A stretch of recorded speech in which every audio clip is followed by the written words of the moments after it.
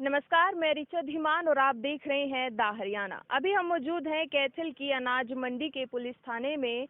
यहाँ पर हमारे साथ मौजूद हैं सुनील संधू सर। जी हाँ, कुछ दिनों पहले इन्होंने एक वीडियो वायरल की थी जिसमें चोर बुलेट को चोरी करके ले जा रहे थे और इन्होंने वो वीडियो जो है वो शेयर की थी। आइए जानते हैं इन्हीं से कि इनका वो वीडियो शेयर करने का मेन मोटिव क्या था। जी सर। नमस्कार। ये वीडियो हमने इसलिए डाली थी, मतलब जो चोर हैं वो चोरी के तरीके कैसे नए नए तरीकों से बाइक को, बुलेट को 2 मिनट में मतलब लेकर चले जाते हैं। तो यही मकसद था कि लोग जो 5 रुपए की पर्ची के लालच में, पार्किंग के लालच में अपनी बाइक को रोड पे खड़ा कर देते हैं या लापरवाही से कहीं भी छोड़ के चले जाते हैं और फिर वो मिलती नहीं। इसके बाद वो उनको धन की तो हानि होती है, परेशानी होती है, बाइक से कहीं एक्सीडेंट ना हो जाए, कोई और गलत काम ना कर दे। तो लोगों को जागरूक करने के लिए कि वह अपनी बाइक को पार्किंग में खड़ी करें, नहीं तो सेफ जगह पे खड़ी करें। क्योंकि आजकल जब से ये लोग मास्क लगाते हैं, कपड़े मुंह पे बांध के रखते हैं, ये सीसीटीवी में कई बार पहचान में नहीं आते और इनको ढूंढना बड़ा मुश्किल हो जाता है। इसलिए ही वीडियो वायरल की थी, जागरूकता के लिए। जिस तरीके से आपने अभी बताया, जैसे उस वीडियो में चोरों ने चोरी की है, तो क्या आपको नहीं लगता कि जो आज के युवा हैं वो चोरी करना सीख जाएंगे कि कैसे चोरी करते हैं? उसमें दोनों चीजें हैं। जब वो चोरी करते हैं और पता ही नहीं लगता कि भाई इतने मजबूत लोग को ये कैसे तोड़ देते हैं, तो वो एक जागरूकता के लिए उन लोगों के लिए वीडियो डाली थी कि भाई जिसकी बाइक और जो ज्यादा भरोसा करते हैं कि मतलब मेरा लॉक लगा हुआ है मेरी बाइक के, मेरी के चाबी मेरी जेब में है, और वो सेकंडों के हिसाब से उस लॉक को तोड़ते हैं बिल्कुल हल्के से। तो ये जागरूकता उन लोगों के लिए डाली थी जो बाइक रखते हैं, बुलेट रखते हैं, कि भाई अकेले नकली इन चाबियों के भरोसे और ये छोटे मोटे लोगों के भरोसे ही अपनी बाइक को गलत जगह पे मत खड़ा करें, ताकि लोग जागरूक हों। इसलिए हमने वीडियो डाली थी। इसके साथ साथ इन्होंने एक वीडियो भी वायरल की थी, वीडियो भी सोशल मीडिया पर डाली थी कि जैसे चालान बढ़े थे, चालान के जो पैसे बढ़े थे उसको कैसे रोक सकते हैं, उससे कैसे बच सकते हैं। आइए इन्हीं से ही जानते हैं। जी बताइए।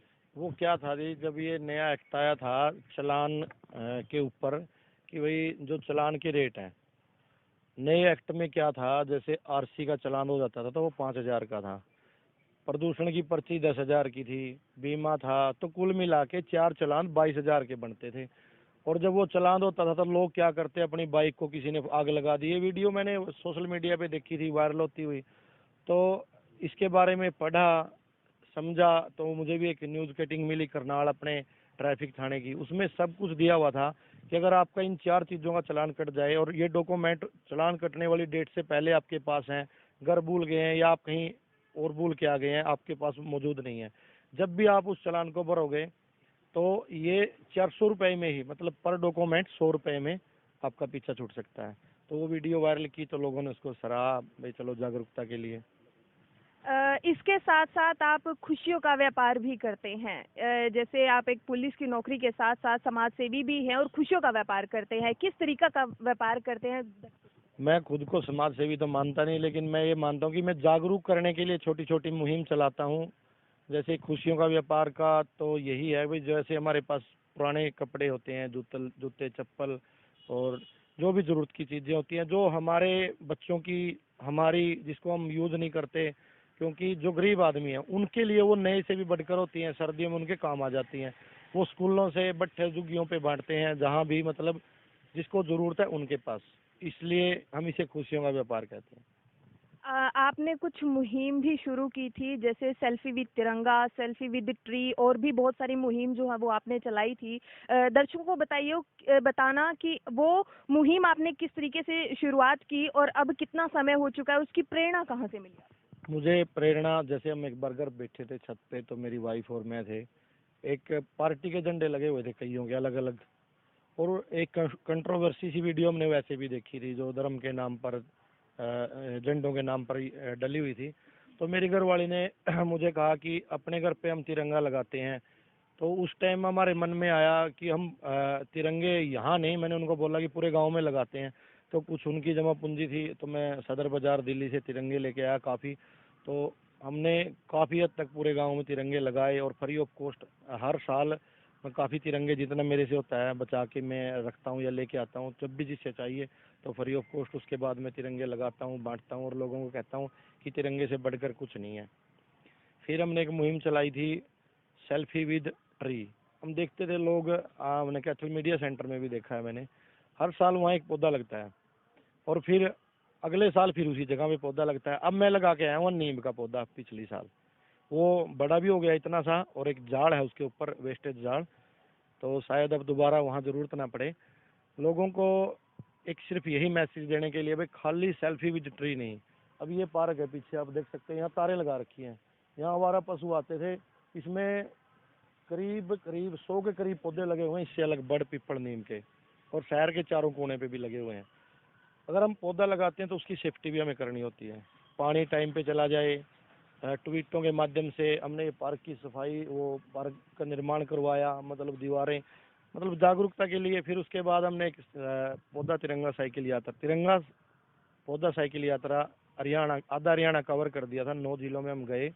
तो उसमें भी यही मैसेज था जगह जगह जाकर कि भाई ये पुलिस वाला साइकिल पे क्यों घूम रहा है पौधे लेकर। ऑक्सीजन की जो हमने लॉकडाउन में कमी देखी, इसलिए हमने वो चलाई। एक हम देखते हैं पानी की टूंटी खुली छोड़ देते हैं, आगे आने वाला टाइम या रेगिस्तान में जाके देखो जहाँ पानी की अहमियत का पता है उन लोगों को। प्रधानमंत्री जी ने एक मुहिम चलाई थी, जल शक्ति फॉर जन शक्ति फॉर जल शक्ति।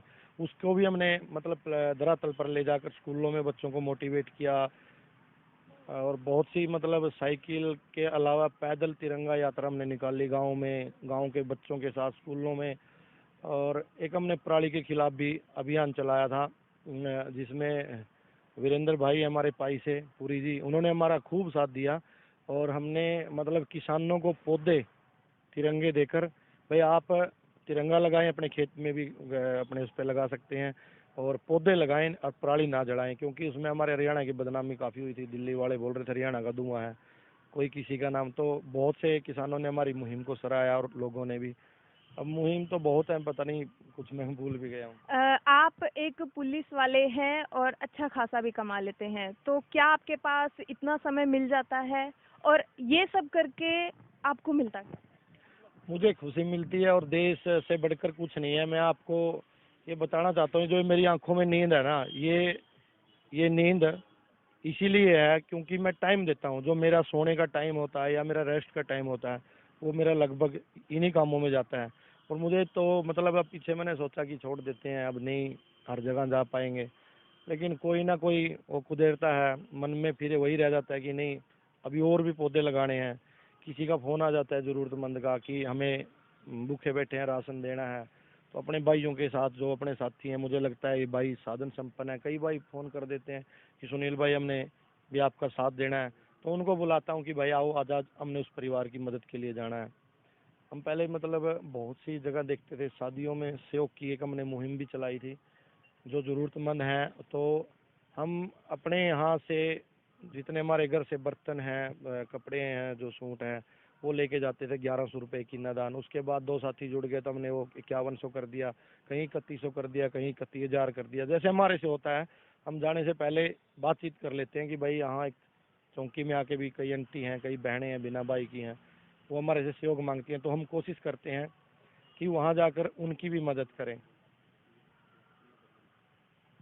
लोगों के अनुसार एक पुलिस वाले की जो छवि है वो सही से नहीं देखी जाती, तो क्या आपको जो भी आप काम करते हैं, जो भी आपने मुहिम चलाई है, कभी नेगेटिविटी का सामना करना पड़ा? ना, मुझे नहीं करना पड़ा, लेकिन जो लोग होते हैं जैसे हमारे साथ भी काम करके गए हैं, वो उन लोगों को दिक्कत हो सकती है क्योंकि अपने काम करने का तरीका अलग है अगले के घर जाके।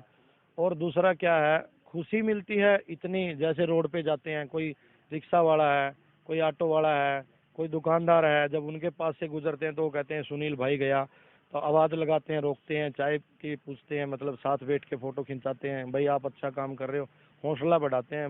कंट्रोवर्सी में ना मैं पढ़ता और ना मैं मतलब मुझे आज तक किसी के साथ ज़रूरत पड़ी। इसके साथ ही कैथल के पूर्व एसपी ने आपको एक बात बोली थी कि आप इतने भलाई का काम करते हो कि आपको इलेक्शन में खड़ा होना है, तो क्या कहना चाहेंगे? वो काफ़ी पहले की बात है, मिलने गए हुए थे हम किसी काम पे, तो वहाँ कुछ नेता भी बैठे थे। अब तो काफ़ी दिन की बात हो गई, तो उन्होंने पूछा कि आप क्या करते हो, कैसे। मैंने उनको बताया सर कि हम पुलिस की जो छवि बनी हुई है लोगों की नज़रों में, ज़्यादातर मतलब गलत ही बोलते थे कि मैं 8-10 साल से लगा हूँ, तो पुलिस की जो छवि है, जैसे अब छोटे बच्चे भी आते हैं तो हाथ मिलाते हैं मेरे साथ आगे, अंकल आगे, किसी गली में जाता हूँ।